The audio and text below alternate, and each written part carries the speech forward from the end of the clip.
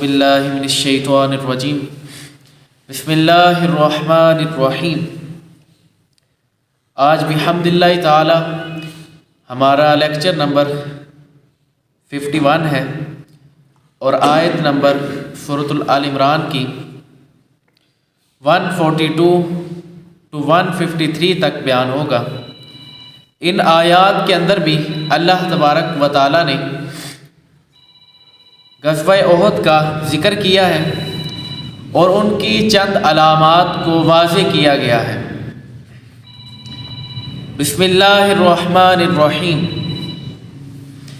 ام حسبتم ان تدخلوا الجنة ولما يعلم اللہ الذین جاہدوا منکم ویعلم الصابرین۔ ہمارا جو پیچھے مقدمہ چل رہا تھا کہ اللہ تبارک و تعالی مسلمانوں کو نکھار دے گا اور کافروں کو مٹا دے گا، یہ دونوں چیزیں واضح کرنے کے بعد اللہ تبارک و تعالی نے فرمایا کیا تم اس گمان میں ہو کہ تم جنت میں داخل ہو جاؤ گے حالانکہ ابھی اللہ نے تمہارے مجاہدوں کا امتحان نہیں لیا اور نہ ہی صبر کرنے والوں کی آزمائش کی ہے۔ فرمایا دو چیزیں ہیں، تم کیا سمجھتے ہو کہ جنت میں جانا اتنا آسان ہے؟ پہلے تمہیں مجاہد بن کے اپنا امتحان کلیئر کرنا پڑے گا، وہی بات کہ جس کے لیے بندہ آیا ہے دنیا کے اندر، امتحان کو بندہ کلیئر کرے گا، پھر اس کے بعد جا کے اس کو جنت ملے گی۔ یہ نہیں کہ ہتھیلی کے اندر آئے تھے اور سیدھی سادھی جنت مل جائے گی، اس کے لیے بھی ایفرٹ کرنے پڑے گی، اس کے لیے بھی محنت مشقت کرنے پڑے گی۔ اور دوسری چیز فرمائی کہ صبر والوں کے لیے آزمائش ہے۔ یہ یعنی غزوہ احد کا ہی پس منظر چھیڑے ہیں کہ وہاں پہ جو تم نے دیکھا تھا نا کہ مجاہدوں کے اوپر مشقت آئی تھی، مشکل آ گئی تھی، آزمائش آئی تھی اور تم افراتفری کا شکار ہو گئے تھے، تو تم سمجھو کہ ہم تمہیں جنت تمہارے ہاتھوں میں نہیں دیں گے، بلکہ جنت اسی صورت میں ملے گی جب ہر میدان کے اندر، ہر امتحان کے اندر کامیابی حاصل کرو گے، تو اس صورت کے اندر تمہیں پھر جنت دی جائے گی۔ تو تم یہ گمان پال کے نہ بیٹھو کہ بغیر محنت کے، بغیر مشقت کے، بغیر مجاہد بنے تمہیں جنت مل جائے گی، اور تم صبر بھی نہ کرو تو تمہیں پھر جنت مل جائے، تو یہ ہو نہیں سکتا۔ یہ اللہ تبارک و تعالیٰ نے ان کے گمان کے اوپر تاکید فرمائی اور ان کو کہا کہ یہاں پہ غور کر لو۔ وَلَقَدْ كُنْتُمْ تَمَنَّوْنَ الْمَوْتَ مِنْ قَبْلِ أَن تَلْقَوْهُ فَقَدْ رَأَيْتُمُوهُ وَأَنْتُمْ تَنْظُرُونَ۔ اور فرمایا اور تم موت کا سامنا کرنے سے پہلے تو اس کی تمنا کیا کرتے تھے، اب تم نے اسے آنکھوں کے سامنے دیکھ لیا۔ یعنی جب بندہ جس طرح ہمارے یہاں پہ دعوے ہیں، بڑے بڑے ہم دعوے کرتے ہیں کہ اگر ہم میدان کے اندر اتریں گے تو ہم وہاں پہ جا کے شہید ہو کے آئیں گے، ہم موت دیکھ کے آئیں گے، لیکن نہیں، جب میدان کے اندر بندہ اترتا ہے اصلی پتہ بندے کی دلیری کا تب چلتا ہے، تب پتہ چلتا ہے کہ کون دوڑا ہے اور کون وہاں پہ قائم رہا ہے۔ یہ تو پتہ تب چلتا ہے، نعرے تو ہر شخص لگا لیتا ہے کہ غلامی رسول کے اندر موت بھی قبول ہے، لیکن پتہ تب چلتا ہے جب اذان ہوتی ہے۔ تو یہ چیز اپنی زندگی کے اندر داخل کر لیں کہ نعرے لگانے کے ساتھ، اونچی اونچی آواز کے ساتھ، باتیں کرنے کے ساتھ بندہ کامیابی کی طرف نہیں آتا، بلکہ جب بندہ موت کے دعوے کر رہا ہے، تو جب موت سامنے آئی ہے تو پھر تمہیں کیا ہو گیا ہے؟ پھر تم کیوں نہیں موت کو گلے سے لگاتے؟ پھر کیوں کمزور پڑ گئے ہو؟ تو فرمایا اب تم نے اسے آنکھوں سے دیکھ لیا ہے، سامنے دیکھ لیا ہے، تو پھر تمہیں کیا ہو گیا؟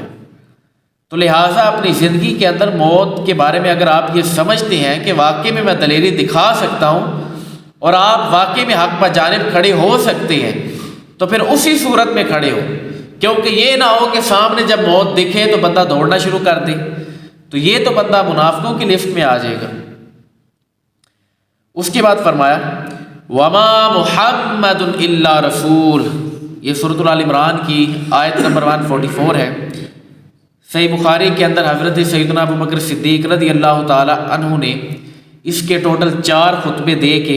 یعنی 4 جگہ وہ خطبہ آیا، خطبہ ایک ہی ہے، اور اس کے آیت جو نیچے آیت کوٹ کی نا حضرت سیدنا ابو بکر صدیق نے حوالہ دینے کے لیے، نبی علیہ السلام جب وفات پا گئے تھے، وصال ہو گیا تھا، تو سامنے جب میت پڑی تھی تو سارے صحابہ کرام افراتفری کا شکار ہو گئے. تو وہاں پہ جو انہوں نے کھڑے ہو کے آیت مبارکہ تلاوت کی تھی اور جس کا حوالہ کوٹ کیا تھا وہ یہ والی آیت مبارکہ ہے. اور اس آیت مبارکہ کا غزوہ احد کے ساتھ بھی تعلق ہے کہ جب صحابہ کرام علیہ الرضوان سامنے ڈنکے کی چوٹ پہ کھڑے تھے تو انہوں نے جب اچانک ایک آواز کانوں کے اندر پڑی چند صحابہ کرام کی کہ نبی علیہ السلام اس دنیا کے اندر نہیں رہے، تو چند صحابہ نے تو تلواریں چھوڑ دی. انہوں نے کہا کہ جس کے لیے ہم لڑنے آئے تھے جب وہی نہیں رہے تو پھر ہم اب کیا کریں. تو حضرت سیدنا ابوبکر صدیق کے خطبے کا بھی خلاصہ اور اس آیت مبارکہ کا بھی جو میں پڑھنے جا رہا ہوں اس کا بھی خلاصہ یہی ہے کہ اگر کیا نبی علیہ السلام تمہارے درمیان موجود نہ رہے تو کیا تم الٹے قدم پھر جاؤ گے؟ کیا تمہیں نبی علیہ السلام یہ والا مشن دے کے گئے ہیں کہ میری پیروی کرنی ہے، مجھے خدا تسلیم کرنا ہے؟ تو وہ ہر کسی یہ نہیں دے کے گئے، بلکہ نبی علیہ السلام تو یہ کہہ کے گئے ہیں کہ میں قل ان صلاتی و نسکی و محیای و مماتی للہ رب العالمین، کہ بے شک میری نماز بھی، میرا روزہ بھی، میری قربانی بھی سب کچھ اللہ کے لیے ہے. تو جب اس نبی کا اللہ کے لیے ہے تو ہم جب میدان کے اندر اترتے ہیں تو اس نبی کی خاطر نہیں اترے تھے، بلکہ جب میدان کے اندر جام شہادت پانے کے لیے اترے تھے تو وہ اللہ کی رضا کے لیے اترے تھے. تو وہی آیت مبارکہ کے اندر پوری بالخصوص صحابہ کرام نے جو چھوڑ دیا تھا چند نے کہ ان کو لگا کہ شاید نبی علیہ السلام وصال فرما گئے ہیں، تو پھر انہوں نے یہ گمان کیا کہ اب ہم کیوں لڑیں. تو اللہ نے فرمایا وما محمد الا رسول، اور محمد ایک رسول ہی ہے، قد خلت من قبلہ الرسل، اور ان سے پہلے بھی کئی رسول گزر چکے ہیں. افإن مات او قتل انقلبتم على اعقابكم ومن ينقلب على عقبيه فلن يضر الله شيئا وسيجزي الله الشاكرين.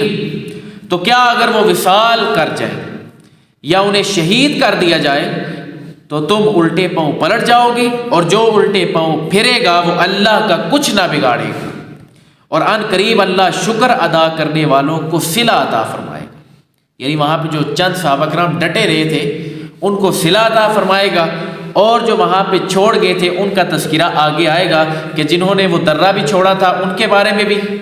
اور ساتھ میں یہ جو تھے جنہوں نے تلواریں چھوڑ دی تھی ان کے بارے میں بھی اللہ تبارک و تعالی ہمارا عقیدہ اور ہمارا نظریہ بالکل واضح فرما دے گا. وما كان لنفس ان تموت الا باذن الله كتابا مؤجلا ومن يرد ثواب الدنيا نؤته منها ومن يرد ثواب الآخرة نؤته منها وسنجزي الشاكرين. اور کوئی جان اللہ کے حکم کے بغیر نہیں مر سکتی، سب کا وقت لکھا ہوا ہے، اور جو شخص دنیا کا انعام چاہتا ہے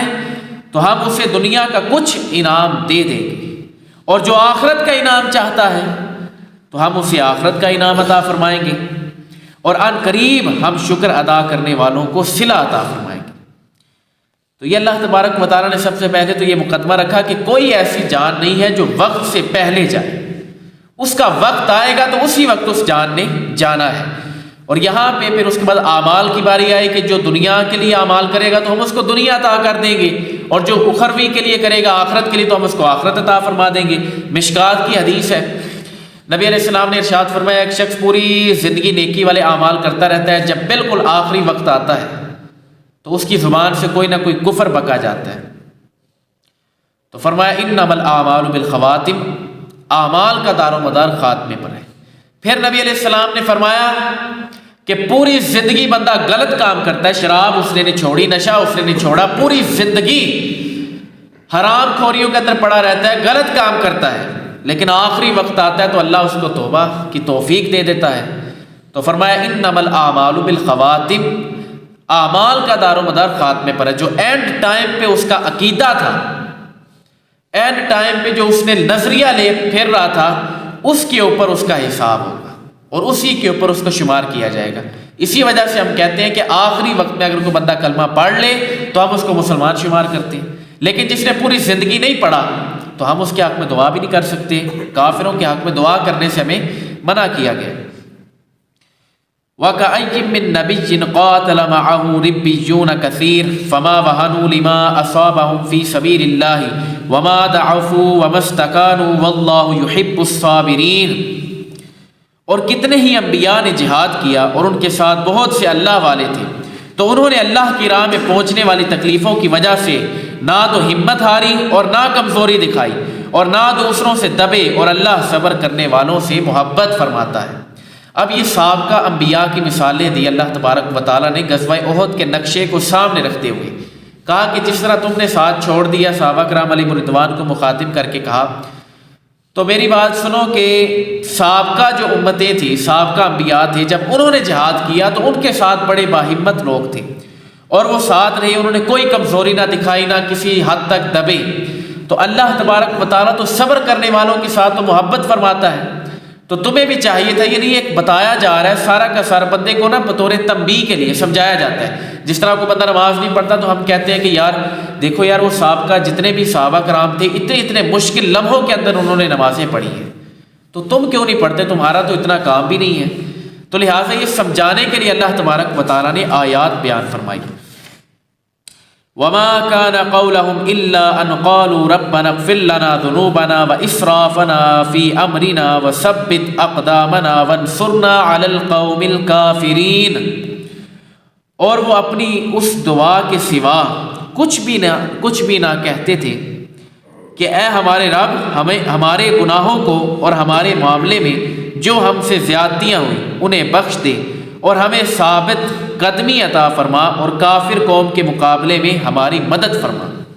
اب یہ صحابہ کرام علیہم رضوان نے اپنا مقدمہ سامنے رکھا، جو ان سے وہاں پہ جنگ کے مقامات پہ چند ان سے جو خطائیں ہوئے تھی، خطائیں اجتہادی آپ کہہ لیں، وہ ہوئی تھی، تو اس صورت میں انہوں نے اب اپنا مقدمہ رکھا کہ یا رب العالمین ہمیں سیدھے رستے پر چلا، ہمیں ثابت قدم رکھ، کافروں کے مقابلے میں ہماری مدد فرما۔ اب صحابہ کرام علیہم رضوان نے عاجزی دکھائی، اب خطا ہو چکی تھی لیکن عاجزی دکھائی، تو اس کا بھی اجر اللہ تبارک و تعالیٰ نے عطا فرمایا۔ ان سب کو اچھا کہہ کے مخاطب کیا اللہ تبارک و تعالیٰ نے، ان کی عزت کے لیے اور ان کا پروقار ان کو رکھا اور ان کو اعلیٰ مقام عطا فرمایا۔ فَآتَاهُمُ اللَّهُ ثَوَابَ الدُّنْيَا وَحُسْنَ ثَوَابِ الْآخِرَةِ وَاللَّهُ يُحِبُّ الْمُحْسِنِينَ، تو اللہ نے انہیں دنیا کا انعام بھی عطا فرمایا اور آخرت کا اچھا ثواب بھی، اور اللہ نیکی کرنے والوں سے محبت فرماتا ہے۔ اب جو انہوں نے اللہ تبارک و تعالیٰ کے حضور معذرت کی نا، توبہ جس کو کہہ لیں، جو خطا ہوئی تھی اس پہ آمادہ ہوئے، تو اس پہ اللہ تبارک و تعالیٰ نے فرمایا کہ اللہ تبارک و تعالیٰ تو جو دنیا کا انہوں نے اجر کیا ہے اس پہ انعام عطا فرمائے گا، اور جو انہوں نے آخرت کے لیے کیا ہے اس پہ ثواب کی خوبی اور زیادہ کر کے عطا فرمائے گا۔ یعنی ایک ثواب ہوتا ہے لیکن حسن ثواب، حسن لفظ بیچ میں اللہ تبارک و تعالیٰ نے لے کے کہا ہے کہ جو شخص آخرت کی تیاری کرے گا، دین کی تیاری کرے گا، اللہ تبارک و تعالیٰ اس کی دنیا کو بھی آسان فرما دے گا، اس کے لیے دنیا بھی آسانی ہو جائے گی۔ تو فرمایا واللہ یحب المحسنین، اللہ نیکی کرنے والوں کو ان سے محبت فرماتا ہے۔ یا ایھا الذین آمنوا ان تطیعوا الذین کفروا یردوکم علی اعقابکم فتنقلبوا خاسرین۔ اس کے بعد فرمایا اے ایمان والو، اگر تم کافروں کے کہنے پر چلو تو وہ تمہیں الٹے پاؤں پھیر دیں گے، پھر تم نقصان اٹھا کر پلٹو گے۔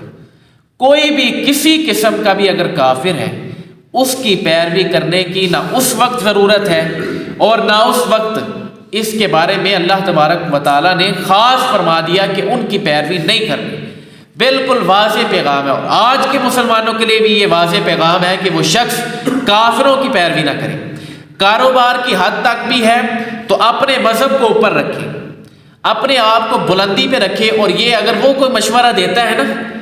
تو اگر تو وہ مسلمانوں کے اور اپنے فائدے میں ہے تو اس کو لے لیا جائے، لیکن اس کے باوجود جو وہ خلاف کرنے کی کوشش کر رہا ہے یا اپنی طرف سے کوئی مشورہ دے رہا ہے اور اس سے بہتر رائے نکل سکتی ہے، تو اللہ تبارک و تعالیٰ نے فرمایا کہ اس کو چاہیے کہ وہ بہتر رائے لے اور ہدایت کی طرف آئے، اس طرف اپنے آپ کو راغب کرے۔ وَلِلَّهُ مَوْلَاكُمْ وَهُوَ خَيْرُ النَّاصِرِينَ، بلکہ اللہ ہی تمہارا مددگار ہے اور وہی سب سے بہترین مددگار ہے۔ یعنی اللہ تبارک و تعالیٰ نے پہلے بتایا کہ میں تمہارا مددگار ہوں، اور فرمایا پھر اس سے بہترین کون ہو سکتا ہے؟ یعنی اللہ تبارک و تعالیٰ سے تو بہترین اور کوئی بھی نہیں۔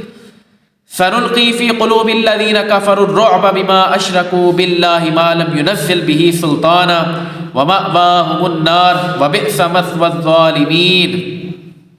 ان قریب ہم کافروں کے دلوں میں رعب ڈال دیں گے کیونکہ انہوں نے اللہ کے ساتھ ایسی چیز کو شریک ٹھہرایا جس کی اللہ نے کوئی دلیل نہیں اتاری، اور ان کا ٹھکانہ آگ ہے، وہ ظالموں کا کتنا برا ٹھکانہ ہے۔ غزوہ احد کے میدان سے جب کافر واپس پلٹ گئے اپنے علاقے کی طرف، اب ان کے ذہن کے اندر دوبارہ خیال آیا کہ اگر ہم دوبارہ واپس چلے جائیں، مسلمان تو اس وقت کمزور ہو چکے ہیں، اگر ہم واپس جائیں گے تو اب ہم ان کو اور تباہ کر دیں گے اور نقصان پہنچا دیں گے۔ اللہ نے فرمایا کہ میں تمہاری مدد کروں گا کہ مسلمانوں کا رعب ان کے دلوں کے اندر داخل ہو جائے گا، ظالموں کے۔ کیونکہ انہوں نے اللہ کے ساتھ اس چیز کو شریک ٹھہرایا ہے کہ جو اللہ تبارک و تعالیٰ نے جس کے لیے کوئی دلیل اتاری نہیں، یعنی بدھ، یعنی یہ سارے کے سارے کافر، تو اللہ نے ان کو عزت عطا فرمائی، اور جب وہ واپس جا رہے تھے تو اچانک جب ذہن کے اندر خیال آیا تو اللہ نے رعب طاری کر دیا، تو ان میں سے چند کہنے لگے اگر ہم واپس گئے تو کہیں نقصان نہ ہو جائے، مسلمان کہیں دوبارہ اپنی حالت کے اندر پختہ نہ ہو چکے ہوں۔ اب وہ رعب جو اللہ تبارک و تعالیٰ نے داخل کیا اس وجہ سے وہ واپس چلے گئے اپنے علاقے کی طرف، یعنی مکے کی طرف۔ تو لہٰذا اللہ تبارک و تعالیٰ نے ان کے دلوں سے یہ چیز نکال دی کافروں سے کہ وہ واپس جانے کی کوشش بھی کریں، کیونکہ ڈر پیدا ہو گیا تھا، رعب پیدا کر دیا۔ وَلَقَدْ صَدَقَكُمُ اللَّهُ وَعْدَهُ إِذْ تَحُسُّونَهُم بِإِذْنِهِ، اللہ نے فرمایا اور بے شک اللہ نے تمہیں اپنا وعدہ سچا کر دکھایا جب تم اس کے حکم سے کافروں کو قتل کر رہے تھے۔ حَتَّى إِذَا فَشِلْتُمْ وَتَنَازَعْتُمْ فِي الْأَمْرِ وَعَصَيْتُمْ مِنْ بَعْدِ مَا أَرَاكُمْ مَا تُحِبُّونَ، اور فرمایا یہاں تک کہ جب تم نے بزدلی دکھائی اور حکم میں آپس میں اختلاف کیا اور تم نے اس کے بعد نافرمانی کی جب اللہ تمہیں وہ کامیابی دکھا چکا تھا جو تمہیں پسند تھی۔ یہ وہی مخاطب کیا غزوہ احد کے اندر جب صحابہ کرام علیہم رضوان کو اللہ تبارک و تعالیٰ نے مخاطب کر کے کہا ہے کہ جب تم لوگوں نے بزدلی دکھائی، کمزوری دکھائی، اپنے آپ کے اندر کمزور پڑ گئے، اور چند نے احتیاط چھوڑ دیے اور چند مدرہ چھوڑ گئے، اور چند لوگوں نے یہ خواہش کی کہ یہ مال غنیمت ہم لوگ جمع کر لیں، اس کے ساتھ مسلمانوں کو فائدہ ہوگا۔ ہر صحابی کی حسن ظن تھا، ہر صحابی حسن نیت پر تھا، اور ہر بندے کی یہ نیت تھی کہ اس کے ساتھ اسلام کو فائدہ ہو۔ وہ اس وجہ سے آگے آئے تھے، اپنے اندر سارے ٹھیک تھے، یعنی وہ درے سے جو آدھے صحابہ کرام علیہم رضوان چھوڑ کے آگے تھے ان کے ذہن کے اندر یہ تھا کہ اگر ہم مال غنیمت، کیونکہ مسلمان تو جیت چکے تھے ایک طرح، کافر تو دوڑ پڑے تھے الٹا،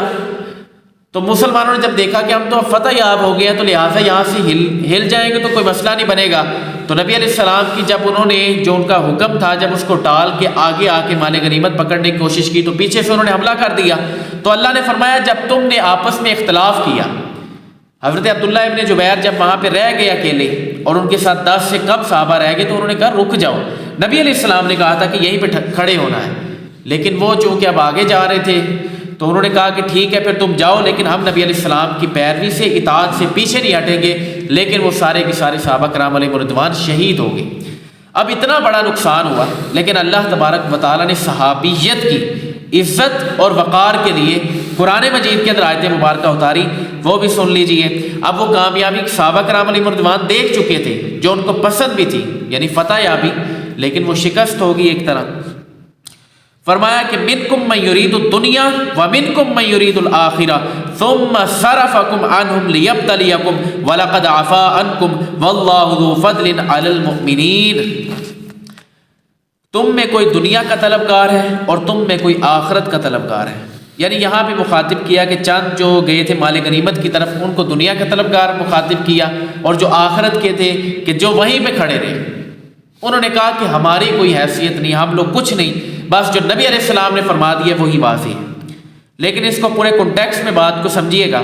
اب آگے اللہ تبارک و تعالیٰ نے فرمایا پھر اس نے تمہارا منہ ان سے پھیر دیا تاکہ تمہیں آزمائے، اور بے شک اس نے تمہیں معاف فرما دیا۔